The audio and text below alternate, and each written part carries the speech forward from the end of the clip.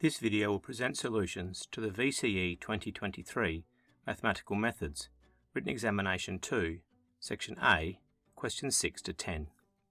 Question 6 involves definite integrals of some unknown function f of x.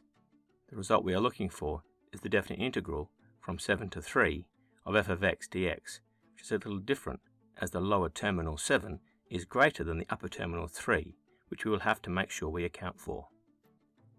Using the information given, we know that the integral from 3 to 7 of f of x dx plus d, being the integral from 7 to 10, equals c, being the integral from 3 to 10.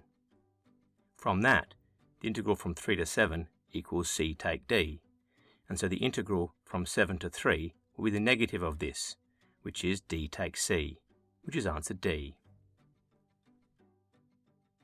Question 7 asks about the domain of the derivative of a composite function f of g of x. Whilst this sounds complicated, the fact that we are given nice, smooth, continuous functions makes this easier. The composite function is log base e of the square root of 1 take x. The square root of 1 take x is defined for x less than 1. The output of this square root function is greater than 0 and can be logged, no problem, as long as x is less than 1. This means that the composite function f of g of x is defined for x less than 1, and due to the smoothness of the functions concerned, that means its derivative is defined also, so x less than 1 is our answer, which is C.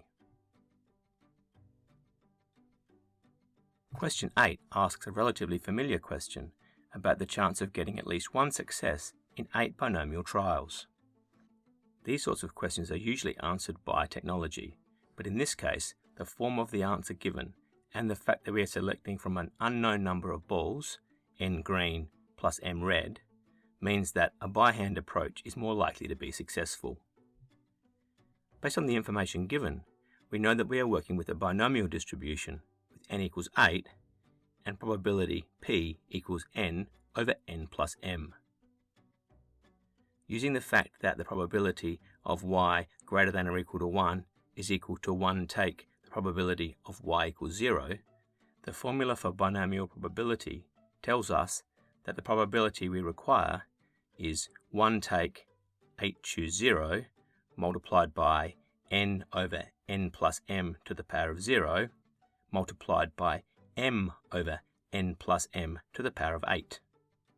A quick look at the answers and we can see that this expression simplifies to answer C.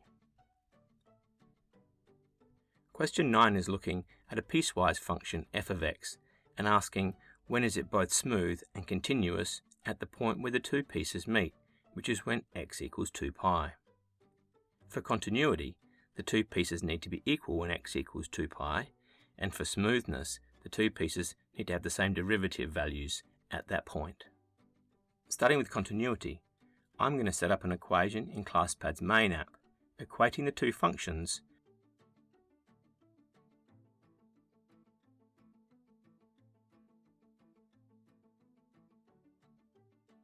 giving the value x equals 2 pi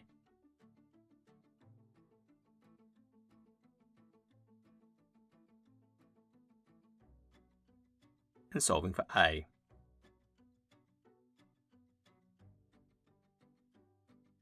This gives the values for a for which the piecewise function is continuous. Now for smoothness, we need to solve a very similar equation, but changing those functions to their derivatives. I'm going to do this by a swipe, drag, drop of the equation into a new line, and then by some careful selection and use of the interactive menu, I'm going to change the functions to derivatives. Looking at the list of values of a for which the two pieces have the same derivative at x equals 2 pi, we can see that the only one in common with the previous list is the value of minus a half, and so our answer is C, minus a half. Question 10 also involves a piecewise function, but this time it is the familiar scenario of two linear pieces making up a probability density function. Sketched, it looks something like this. Based on this sketch, and some thinking about the areas of triangles, tells us that more than half of the probability lies below 6, and so our k value will be less than 6.